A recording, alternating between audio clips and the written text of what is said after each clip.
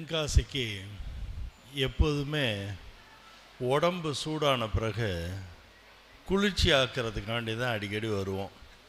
இதான் முதல் தடவை தென்காசியை தொழில் வளர்ச்சிக்காண்டி வந்து பேசணுங்கிறத ஒரு அன்பு கட்டளை இட்டிருந்தார் என்னோட ஆருயிர் நண்பர் ஆனந்தன் ஐயாசாமி அவர்கள்.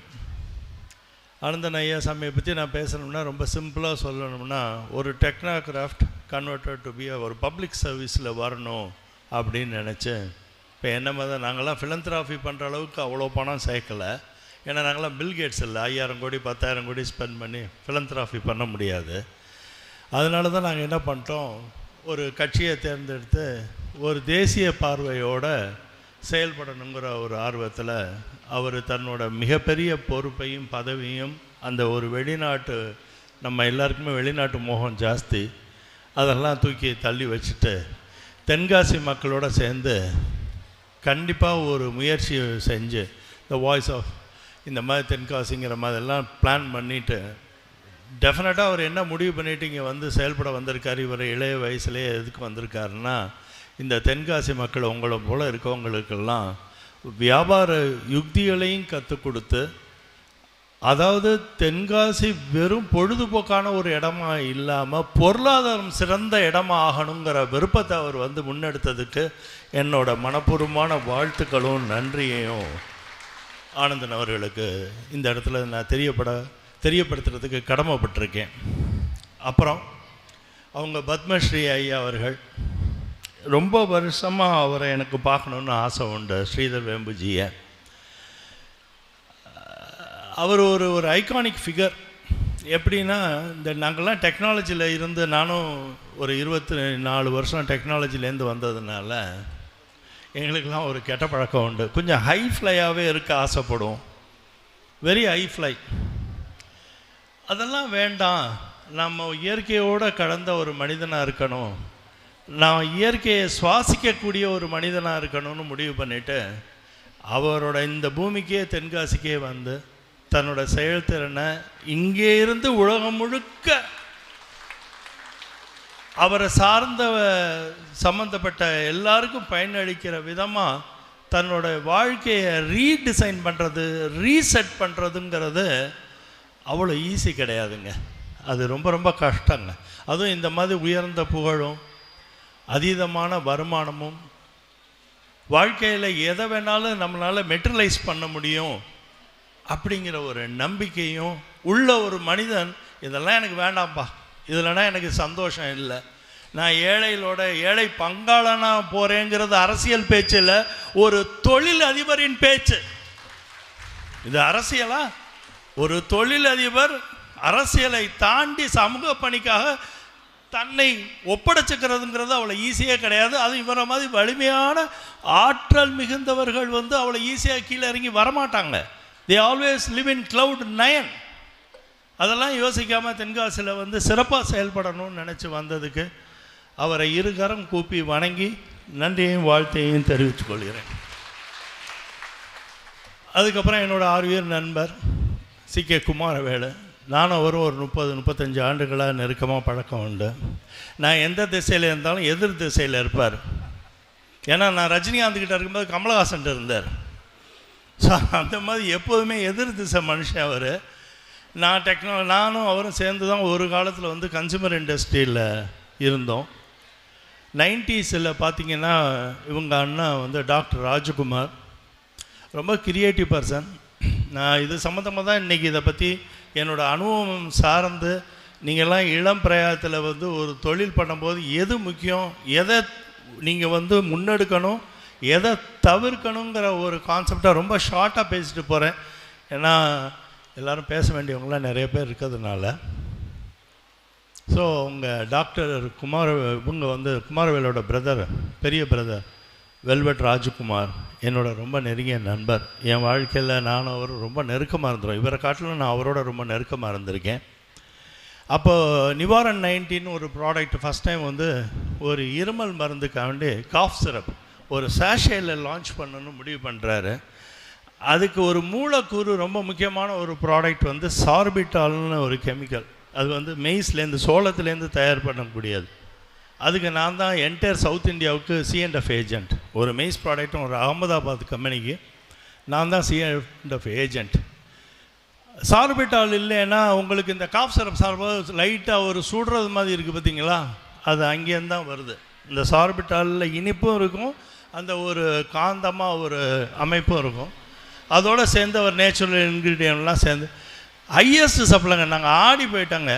அந்த நேரத்தில் எல்லா ஃபார்மஸ்யூட்டிக்கல் கம்பெனியும் என்கிட்ட தான் சார்பிட்டால் வாங்கணும். Tablets India, forts India, apex laboratory, name it, all large company தமிழ்நாட்டில் இருந்த எல்லா கம்பெனியும் என்கிட்ட தான் சார்பிட்டால் வாங்கணும். ஏன்னா நான் தான் ஒன் அண்ட் ஒன்லி சப்ளையர். ஆனால் அவர் வாங்கின சார்பிட்டால் குவான்டிட்டியை பார்த்துட்டு எங்கள் கம்பெனி அகமதாபாத்தில் இருக்க பீப்புள் வந்து ஆடி போயிட்டாங்க. என்னப்பா பண்ணுறாரு அவர், சார்பிட்டால் கொண்டே கடலில் இது ஊற்றுறாரான்னு கேட்டாங்க. அப்போ எந்த அளவுக்கு ஒரு சாஷேயில் ஒரு இருமல் மருந்து தயார் பண்ணி அதுக்கு நிவாரண் 19 ஒரு பிராண்டு கிரியேட் பண்ணால் எந்த அளவுக்கு கொண்டு போய் சேர்க்க முடியுங்கிறத ரொம்ப வலிமையாக அவர் வந்து சேர்த்து செயல்பட்டிருந்தார். ஸோ நான் உங்கள்கிட்ட என்ன விருப்பப்பட்டு சொல்ல விரும்புகிறேன்னா, இந்த இடத்துல நான் இன்றைக்கி வந்து இந்த கண்காட்சிக்கு போய் பார்த்துட்டு வந்தேன். ஐயாவோட தான் நாங்கள் கூட தான் எல்லா இடத்துக்கும் போய் பார்த்துட்டு வந்தேன். என் தொழில் சார்ந்த நிறையா பொருட்கள் இங்கே தயார் பண்ணுறதும், நான் நிறையா கம்பெனிக்கு இப்போ மெயின்டைன் பண்ணுறேன். அதுலேயும் இது மாதிரிலாம் செயல்பட்டதெல்லாம் நான் பார்த்துக்கிட்டு தான் வந்தேன். நான் உங்கள்கிட்ட வலிமையாக தொழில் செய்யணும்னு விருப்பப்படுறவங்க, ஏன்னா வந்து தொடர்ந்து வந்து அவங்க வேம்புஜியும் அவர் நம்ம ஆனந்தன்ஜியும் தென்காசியில் ஒரு தொழில் புரட்சி உருவாகணுங்கிற ஆர்வம் இருக்கிறதுனால அந்த தொழில் புரட்சிக்கு அவங்க தொடர்ந்து தண்ணி ஊற்றிக்கிட்டு இருக்காங்க. நான் ஒரு சின்னோண்டு உரம் மட்டும் வச்சுட்டு போகிறேன். அதுக்கு அவங்க டெய்லி தண்ணி பாய்ச்சுறாங்க. நான் டெய்லி வந்து தென்காசியில் பாய்ச்ச முடியாது, ஆனால் ஒரு வேளைக்கு ஒரு உரம் மட்டும் வச்சுட்டு போகிறேன். நீங்கள் எந்த ஒரு பொருள் பண்ணாலும் நீங்கள் தமிழ்நாடு ஒரு பழைய காலம் 90s போய் பார்த்தீங்கன்னா, சன் டிவி வந்த நேரம், அப்போ வந்து ஒளியில் வந்து நாங்கள் வந்து 80,000 ரூபாய்க்கு 30 செகண்ட் கமர்ஷியல் பண்ணுவோம், அட்வர்டைஸ்மெண்ட் கொடுக்கணும். அப்போ சன் டிவி வந்ததுனால வெறும் 8,000 ரூபாய்க்கு 30 செகண்ட் ஆடு கொடுக்கக்கூடிய வாய்ப்பு எங்களுக்கு கிடைச்சது. அதாவது காற்று வந்ததும் கொடி அசைந்ததா, கொடி அசைந்ததும் காற்று வந்ததா அப்படின்னு யோசிக்கும்போது எங்களோட கன்சியூமர் இண்டஸ்ட்ரி வந்து FMCG இண்டஸ்ட்ரி இவ்வளோ பெரிய உயரத்துக்கு தமிழ்நாடுக்கு வந்ததுக்கு காரணம் எங்களோட உழைப்பு, எங்களோட திறன், அதை சார்ந்து அதை கொண்டே விளம்பரப்படுத்தக்கூடிய ஒரு சாதனமாக அது அமைஞ்சதுனால, இதனால் அந்த கம்பெனி வெற்றி அடைஞ்சதா, எங்களால் அவர் வெற்றி அடைஞ்சாரா, அவரால் நாங்கள் வெற்றி அடைஞ்சோமான்னு தெரியாது.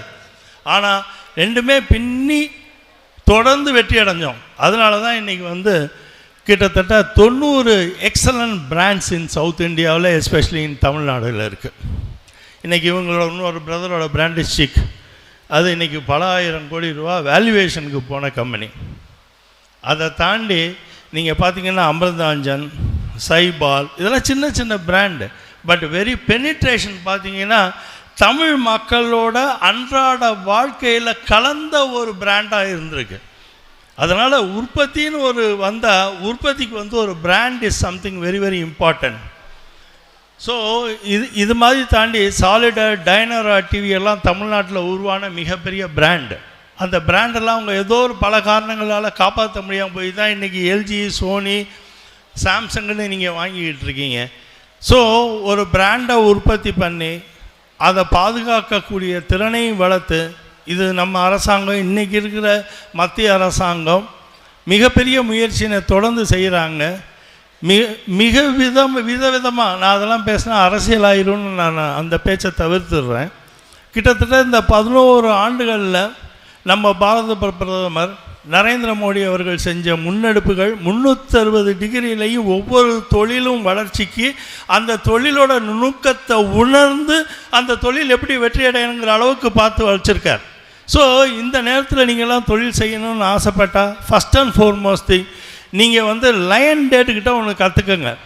லயன் டேட்டுங்கிற பிராண்டு இன்றைக்கி கிராமத்தில் போனால் இரும்புக்கு பேர்ச்சம்பளங்கிற காதை போய் இன்றைக்கி நீங்கள் போய் தமிழ்நாடு முழுக்க எங்கே கேட்டாலும் டேட்ஸ்னால் லயன் டேட்ஸுமா சின்ன பசங்க, அந்த அளவுக்கு அந்த பிராண்ட். அது என்ன, ஒரு ஊரில் வேண்டாம் கழிச்ச பொருள், அந்த கழிச்ச பொருளை எடுத்துகிட்டு வந்து ஒரு பிளாஸ்டிக் டப்பாவில் போட்டு லயன்னு பேர் வச்சு அதை தொடர்ந்து விளம்பரப்படுத்தி இன்றைக்கி அந்த ப்ராடக்ட் பேர்ச்சம்பளம், இரும்புக்கு போன பேர்ச்சம்பளம் லயன் டேட்டுன்னு மாறி போயிடுச்சு. ஸோ நீங்கள் என்ன புரிஞ்சுக்கணும், தொழில் பண்ணும்போது என்ன புரிஞ்சுக்கணும்னா, ஒரு branding is something very important.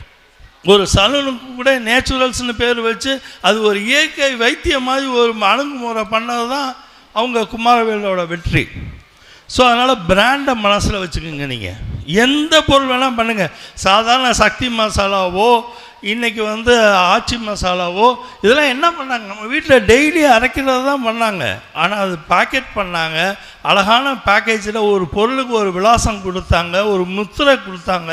அந்த முத்திரையை தொடர்ந்து விளம்பரப்படுத்தி இன்றைக்கி மக்கள் மனசில் போய் சேர்த்துட்டாங்க.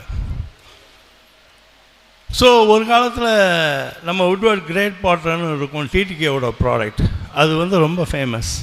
இது மாதிரி நம்ம தமிழ்நாடில் நிறைய பிராண்ட்ஸ் கன்சிஸ்டண்ட்டாக எஃபர்ட் போட்டு இன்றைக்கி உணவு விடுதிகள்னு பார்த்திங்கன்னா கூட சரவண பவன், A2B, வசந்த பவன், இப்படி தலப்பாக்கட்டு, இது மாதிரி எவ்வளோ பிராண்டு இன்றைக்கி உலகம் முழுக்க போயிருக்கு. இன்றைக்கி நம்மளோட கலாச்சார பெருமையும் நம்மளோட உணவு பழக்க வழக்கங்களை உலகம் முழுக்க கொண்டு சேர்த்துருக்காங்க, அவங்க பிராண்டோட போய் சேர்த்துருக்காங்க.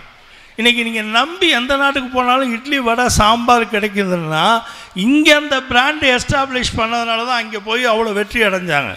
அதனால் நீங்கள் உற்பத்தி திறன் கூட்டணும், தொடர்ந்து உற்பத்திகள் நமக்கு வெற்றிகரமாக நமக்கு இருக்கணும்னு நீங்கள் விருப்பப்பட்டால் நீங்கள் என்ன வேணால் பண்ணுங்க. ஒரு பெருங்காயம் கூட பண்ணுங்க, ஆனால் எல்ஜின்னு பேர் வைங்க. அதுக்கு பேர் வைக்காமல் எந்த பொருளை கொண்டு போய் நீங்கள் சந்தையில் போய் சேர்க்கறது கஷ்டம். அந்த சந்தையில் சேர்த்த பொருளை தொடர்ந்து வியாபாரம் பண்ணுறது ரொம்ப ரொம்ப கஷ்டம். அதனால் உற்பத்தியை பெருக்கணும். நம்ம எந்த வியாபாரம், இன்றைக்கி கூட ஒரு நண்பர் என்னை பார்த்துட்டு சொன்னார், ஆனால் நான் 3 கோடி கோகனட்டை எக்ஸ்போர்ட் பண்ணுறேன்னே, கோகனட் நான் அந்த அளவுக்கு பண்ணுறேன்னே அப்படின்னார். நான் அவர்கிட்ட சொல்ல நினச்சேன், அதுக்கும் ஒரு பிராண்ட் ஒன்று வச்சுருங்க. இந்த ஊர் தென்காசிக்கு தேங்காய்னு பேர் வைங்க. தென்காசி தேங்காய், அட்லீஸ்ட் தென்காசியும் கொண்டே உலகம் முழுக்க சேர்த்துடலாம், தேங்காயும் போய் சேர்த்துடலாம். அந்த மாதிரி ஏதோ ஒரு ஐடியா பண்ணுங்கள். வெறும் தேங்காயை விற்றுக்கிட்டு இருக்காங்க. அவர் சொன்னார் லூலூவில் விற்கிறேங்கிறார். அவரோட தேங்காய் லூலூவில் வியாபாரம் ஆகுதுங்கிறார். அப்போது வளர்ச்சி எந்த அளவுக்கு இருக்குன்னா, பொருளாக சம்மந்தப்பட்ட இடத்துல நம்ம மோதிஜி சொல்கிற மாதிரி வோக்கல் ஃபார் லோக்கல்னு சொல்கிறாரு. தொடர்ந்து நம்ம பொருளை தயார் பண்ணி தேவையில்லாமல் லாஜிஸ்டிக்கில் ஸ்பெண்ட் பண்ணி அதனால் அதோட எம்ஆர்பியை கூட்டாமல் நம்ம பொருளை நம்ம தேசத்தில் நம்ம லொக்கேஷன்லேயே விற்று லாபமும் கூட பெறுவோம், நுகர்வோருக்கும் அந்த பொருளோட விலை ரொம்ப கம்மியாக கிடைக்கும் அப்படிங்கிற ஒரு கான்செப்டில் இன்றைக்கி அவர் மோதிஜி அதில் சிறப்பாக ஒர்க் பண்ணுறாரு. அப்புறம் இந்த உற்பத்தி திறனை உருவாக்குறதுக்காண்டி நம்ம கிட்டத்தட்ட ஒரு 10 லட்சம் பேர் வருஷத்துக்கு படித்து வரோம் தமிழ்நாட்டில்.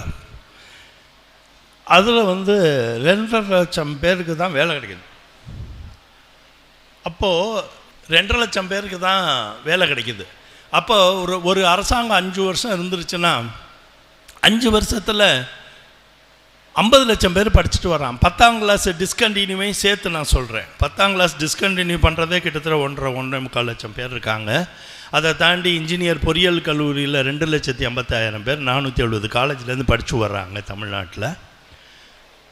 அதை தாண்டி கலைக்கல்லூரி ஆர்ட்ஸ் அண்ட் சயின்ஸ்லேருந்து இன்னொரு 2-3 லட்சம் பேர் படித்து வர்றாங்க. 40,000 டாக்டர் படித்து வர்றாங்க. இது இல்லாமல் ஐடிஐ மாதிரி ஒரு தொழில் கூடத்துலேருந்தும் கிட்டத்தட்ட ஒரு 40,000 60,000 பேர் படித்து வர்றாங்க. இவ்வளோ பேர் படித்து வர்றோம், இவ்வளோ பேர் தொழில் முனைகிறதுக்கு ஆசைப்பட்றோம், இவ்வளோ பாயிண்ட்லேருந்து பணம் கிடைக்கிறதுக்கு வாய்ப்புகள் நிறையா இருக்குது. இன்றைக்கி தொழில்துறை மிக பெருசாக வளர்ந்துருக்கு.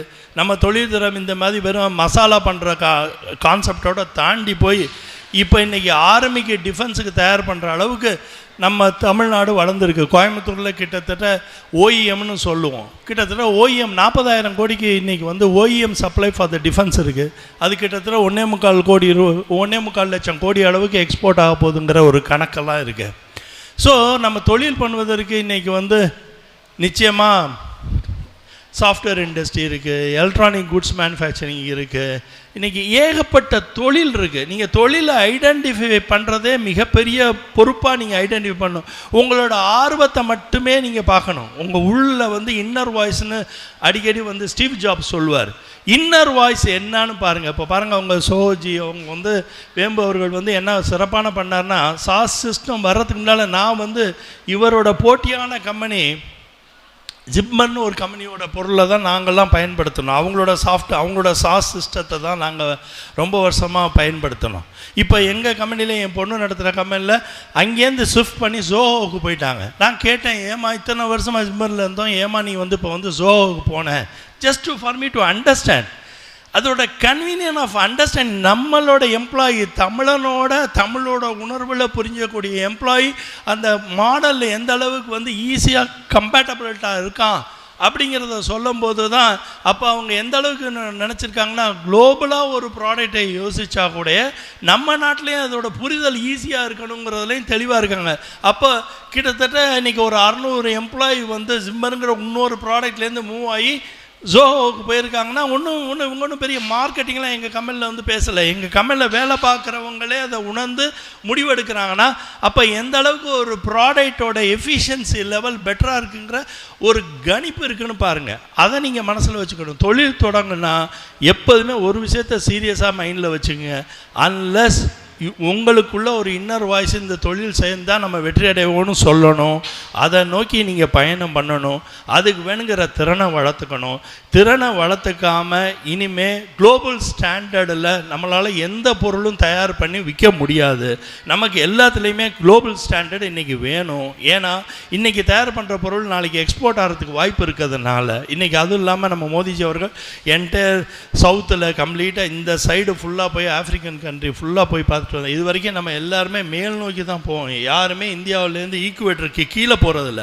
ஃபஸ்ட் டைம் ஒரு ஈக்குவேட்டருக்கு கீழே போய் எல்லா நாடையும் ஒருங்கிணைச்சு நம்ம நாடு அவங்க நாடுக்குள்ளே ஒரு வரவு செலவு கொண்டு வரதுக்குங்கிற முயற்சி அவர் பண்ணுறாரு. அதனால் தென்காசியை சொல்கிறேன். நீங்கள் தென்காசி டெஃபினட்டாக மிகப்பெரிய ஒரு பொருளாதார வளர்ச்சி மட்டும் இல்லாமல் நுணுக்கமான தொழில் செய்யக்கூடிய ஒரு இடமா அது அமையும். ஏன்னா உங்களுக்கு கிளைமேட்டோட சப்போர்ட்டும் நல்லா இருக்குது. இன்றைக்கி காலையில் தண்ணியில் குளித்தேன், நல்லா இருக்குது தண்ணி. எங்கள் ஊர் சென்னையில் டீசாலினேஷன் வாட்டர், கடல் தண்ணியை உப்பு தண்ணியை நல்ல தண்ணியை ஆக்கி கொடுக்குறான். அப்படியே கம்பி மாதிரி நிற்கும் முடி. உங்கள் ஊரில் முடியெல்லாம் நல்லா இருக்குது. ஸோ அந்த அளவுக்கு குவாலிட்டி ஆஃப் வாட்டர் இருக்குது, குவாலிட்டி ஆஃப் என்விரான்மெண்ட் இருக்குது, நல்ல காற்று, நல்ல சுவாசம், இவ்வளவு இருக்குது. இந்த சுவாசத்தை கெடுக்கக்கூடிய ஒரு பொருளாதார வளர்ச்சியை நீங்கள் பண்ணாமல் சுவாசத்தையும் பாதுகாக்கக்கூடிய ஒரு பொருளாதார வளர்ச்சியை நீங்கள் பண்ணி சீரும் சிறப்புமா பேரும் புகழோட மிகப்பெரிய வெற்றியை கொண்டு வரணுங்கிறத நான் அன்போட ஆதரவோட பெறேன். எல்லாம் உள்ள இறைவனை வேண்டுறேன். அடுத்த தடவை நான் தென்காசிக்கு வரும்போது ஐயா வேம்பு அவர்களாலையும் ஆனந்தன் ஐயா அவர்களாலையும் இந்த பூமியில் மிகப்பெரிய வளர்ச்சி இளைஞர்களுக்கு, எஸ்பெஷலி இளைஞர் சமுதாயம் அடுத்த கட்ட நிகழ்வுக்கு திறனோட வளரணுங்கிறதா என்னோட வாழ்த்துக்களும் ஆசீர்வாதம். Thank you so much.